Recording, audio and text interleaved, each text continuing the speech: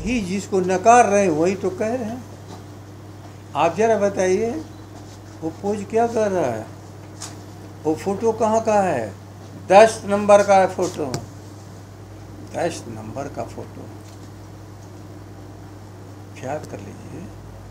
और अवसर वही था जब भाजपा ने ठुकरा दिया था, तो कुर्सी पर आगे रहने के लिए उस बड़े दरबार में जो जनता का जनादेश लेकर के सबसे बड़ी पार्टी थी, उस राष्ट्रीय जनता दल के सामने आकर के पूर्व मुख्यमंत्री राबड़ी देवी जी के सामने हाथ जोड़ करके झुकने का काम किया।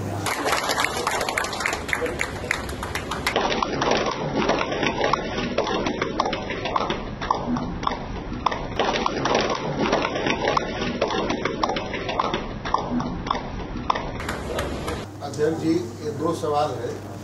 एक सवाल ये है कि क्या नीतीश जी फिर भाजपा के दबाव में परेशान हैं?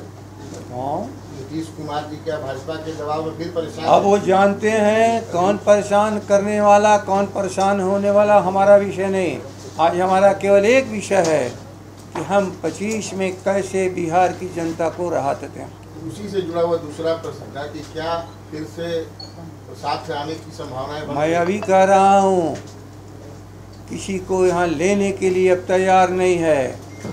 जनादेश जनता का लेकर के तेजस्वी सारी जनता के आकांक्षाओं को पूरा करेंगे। बिल्कुल अंतिम निर्णय तेजस्वी की जबान से भी आप सुन चुके हैं। और बाकी राजद तैयार नहीं है। बाकी भ्रष्टाचार और अपराध चरम सीमा पर है। इस बढ़ते हुए अपराध, अत्याचार, बलात्कार, इन सारी चीज़ों के विरोध में राष्ट्रीय जनता दल 15 तारीख को राज्यपाल महोदय के सामने ज्ञापन देगा, अपनी बातों को रखेगा, प्रदर्शन भी करेगा। ये हमारी आगे की जो रणनीति है, आगे की जो हमारे कार्यक्रम है, मैं आप लोगों को बता रहा हूँ। मैं ये भी बता रहा हूँ कि अब नए सिरे से हम अगले 3 सालों के लिए फिर उस चुनावी प्रक्रिया में जाने वाले हैं, जिसके सदस्यता अभियान शुरू होगा 18 तारीख से।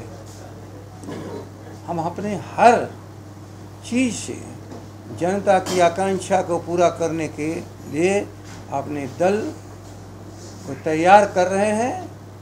और अभिभावक राज्यपाल महोदय के सामने आज की ऐसी जो हरकतें हो रही हैं, 3 साल की बच्ची से 70 साल की बूढ़ी माँ के साथ जिस बिहार में बलात्कार हो रहा हो, वह राज्य है?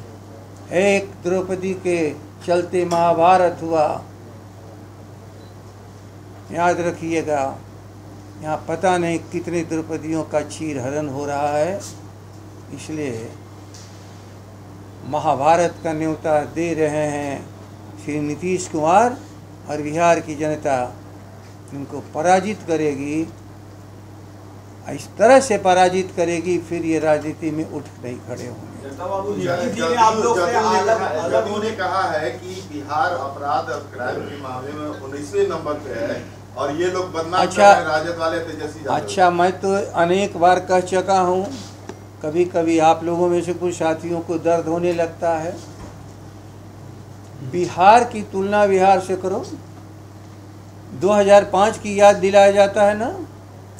2005 में 1 लाख में केवल 122 अपराध इस बिहार में होते थे, और आज 300 से अधिक। ठीक से ख्याल करिए। यदि आप लोग भी नहीं इस बात को जनता को बताओगे, हमेशा से बिहार की विधानसभा में गृह मंत्रालय की बहस में मेरा जवाब है, प्रोसीडिंग है। उस समय तक भारतीय जनता पार्टी ये भी नहीं जानते थे कि क्राइम का रिपोर्ट भी पूरे देश में कोई तैयार होता है। जब मैं उसको पढ़ के सुनाने लगा कि देखो ये रिपोर्ट है भारत की सरकार का, भारत की सरकार का एक क्राइम प्रोन एरिया भारत के, और दूसरा है लेस क्राइम प्रोन एरिया। जहाँ अपराध अधिक होते हैं तो उसकी एक श्रेणी अलग है, जहाँ अपराध कम होते हैं उसकी श्रेणी अलग है। और हम सब जहाँ कम अपराध होते हैं वहाँ बिहार खाए बिल्कुल निचली पायदान पर, निचली पायदान पर। लेकिन इसके बाद 2005 को याद करिए, ये बोलते रहते हैं जवान से। उस समय के आप तो रहे होंगे पत्रकार, बाकी तो नई पीढ़ी में देख रहा हूँ, नई पीढ़ी को देख रहा हूँ।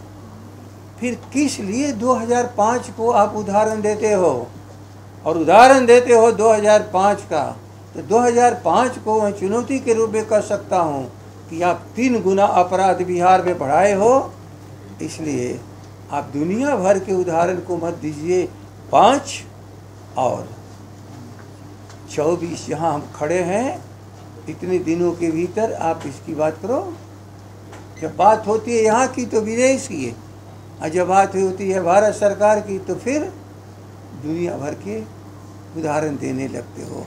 नीतीश कुमार, जब सच बोलने की आदत ख़त्म हो जाए तो आप समझ लीजिए कि उस इंसान में कोई लायकियत नहीं बची है। रिकॉर्ड को भी नकारने के लिए आप 5 की तुलना करते हो, तो 5 की तुलना मैं करके बोल रहा हूँ। बताओ ये क्या था?